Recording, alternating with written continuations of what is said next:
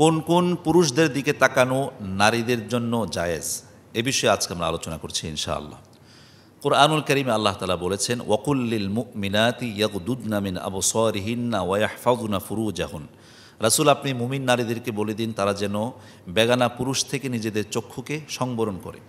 তবে এক্ষেত্রে আল্লাহ তাআলা বলে দিয়েছেন যে কয়েকজন অর্থাৎ কিছু পুরুষ ব্যতীত, যেমন এক নাম্বার হচ্ছে যে স্বামী। কুরআনুল কারীমে আল্লাহ তাআলা বলছেন যে ইল্লা লিবুউলাতিহিন্না, তাদের স্বামী ব্যতীত। তারপরে হচ্ছে আও আবা ইহিন্না, পিতা দাদা বড় আব্বা তারা ব্যতীত। আও আবা ইহিন্না আও আবা ইবুউলাতিহিন্না, নিজের ছেলে নাতির ছেলে, শ্বশুর দৌহিত্রের ছেলে।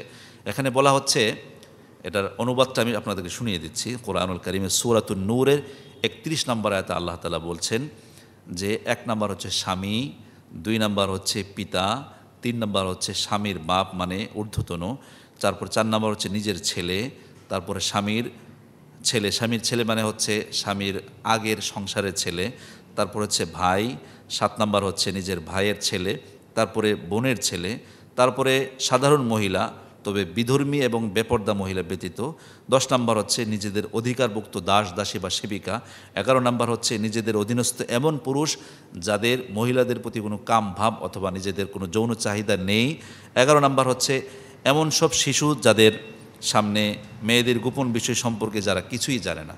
এই 11 ধরনের পুরুষ হচ্ছে নারীদের জন্য, অর্থাৎ নারীরা তাদের প্রতি দৃষ্টি করতে পারে, এতে কোনো গুনাহ হয় না। তারা কারা? এক নম্বর হচ্ছে স্বামী, তারপর হচ্ছে পিতা বলতে এখানে পিতা দাদা বড় আব্বা, তারপরে হচ্ছে নানা বড় আব্বা অর্থাৎ তার পিতা। 3 নম্বর হচ্ছে স্বামীর বাপ মানে শ্বশুরের বাবা, এই ঊর্ধ্বতন যারা আছে। তারপর নিজের ছেলে, তারপরে হচ্ছে স্বামীর ছেলে মানে পূর্ববর্তী এই সংসারের ছেলে, তারপরে নিজের ভাই, আপন ভাই, সহোদর ভাই, বৈপিত্র ভাই, বৈমাত্রীয় ভাই, তারপর হচ্ছে ভাইয়ের ছেলে মানে নিম্নতম যত আছে, ভাইয়ের ছেলে, তার ছেলে এরকম মতো নিচে যত যায় তাদের দিকে দৃষ্টিপাত করা অবৈধ নয়। তারপর হচ্ছে বোনের ছেলে, তার ছেলে যত নিচে যায়। তারপর হচ্ছে মহিলা, সাধারণ মহিলা, যে কোনো মহিলাদিকে দৃষ্টিপাত করতে পারে, তবে বেপর্দা এবং বিধর্মী মহিলা ব্যতীত। তারপরে হচ্ছে নিজেদের অধিকারভুক্ত নিজেদের অধিকারভুক্ত দাসী যে কাজ করে অথবা নিজের দাসী, তাদের দিকে দৃষ্টিপাত করা নারীদের জন্য জায়েজ। তারপরে নিজেদের অধীনস্থ এমন পুরুষ যাদের যৌন চাহিদা নেই, অর্থাৎ একেবারে এই যৌবন শক্তি অথবা তাদের কোনো ধরনের কামনা বাসনা নেই, এরকম কামনা বাসনা রহিত কোনো পুরুষ, তাদের দিকেই দৃষ্টিপাত করা জায়েজ। তারপর হচ্ছে এমন শিশু যারা বয়স হয় নাই 9-10 বছর, যাদের নারীদের সম্পর্কে কোনো ধারণা অথবা আকাঙ্ক্ষা অথবা চিন্তা চেতনা নাই, এরকম ছেলেদের সামনে নারীরা প্রকাশ হতে পারবে, দেখা দিতে পারবে।